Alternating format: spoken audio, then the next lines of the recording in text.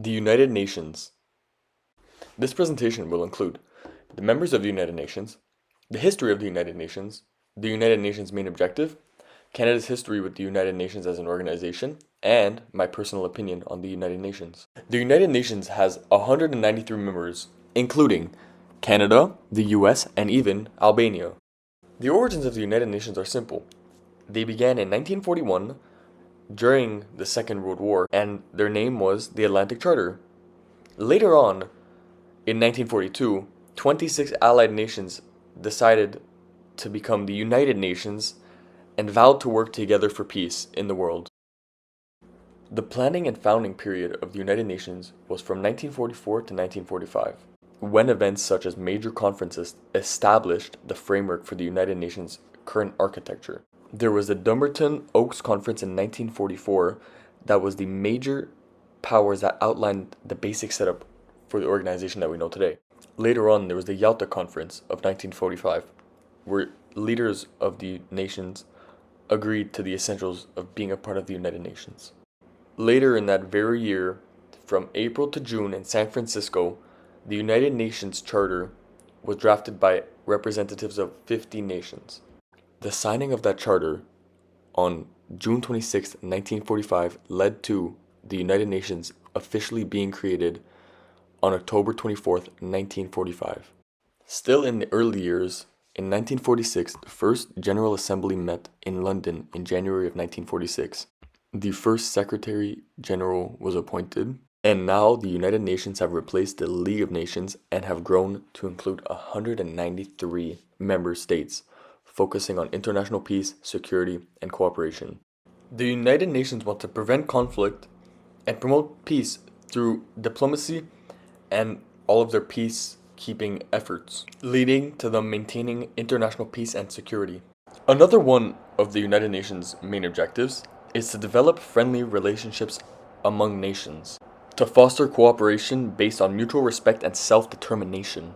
The United Nations also wants to promote human rights, to protect fundamental freedoms and combat discrimination globally, as well as facilitating international cooperation by addressing economic, social, cultural, and humanitarian issues collaboratively, and harmonizing actions among nations to serve as a central platform for nations to align their efforts on global challenges. All of these goals direct the United Nations mission of strengthening global stability and cooperation.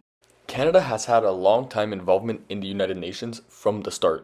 Canada was one of the founding members of the United Nations in 1945 and it played an important role in the drafting of the UN Charter. Canada also played an important role in the human rights segment of the United Nations. John Peters Humphrey, a Canadian man, was the principal author of the first draft of the Universal Declaration for Human Rights.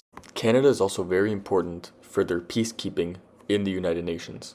Canada played a very important role in the creation of the United Nations Emergency Force, also known as UNEF, in 1956 during the Suez Canal crisis. As well as everything I have mentioned above, Canada has also served in the United Nations Security Council as a non-permanent member in the year 2000. My thoughts on the strengths, benefits, advantages, and overall pros of being a member of the United Nations would be numerous strengths, benefits, and advantages for countries that are members. In general, it's better and stronger for a country in terms of economics and developmental benefits and stability of living standards to be a member of an organization such as the United Nations. It gives a collaborative opportunity to support global and local challenges and brings value to ensure stability and peace around the globe. Although it's a great group to be a member of, there's always going to be some weaknesses, drawbacks, disadvantages, and cons of being a member in the United Nations. For an example, its weaknesses could be its bureaucracy and inefficiency, which create more problems than solutions.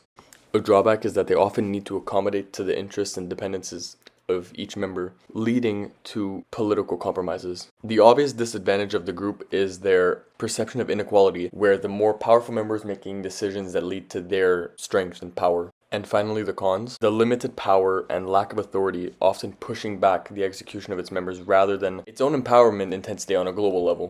Do the United Nations promote economic progress to the point where it outweighs their drawbacks?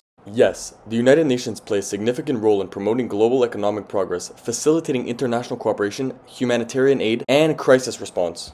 They have numerous initiatives and programs to promote economic progress and development, such as specialized agencies, World Bank, International Monetary Fund, United Nations Development Program, and the World Trade Organization. United Nations promote international cooperation, enabling trade, sharing technology, and encouraging investment in developing regions. Thank you!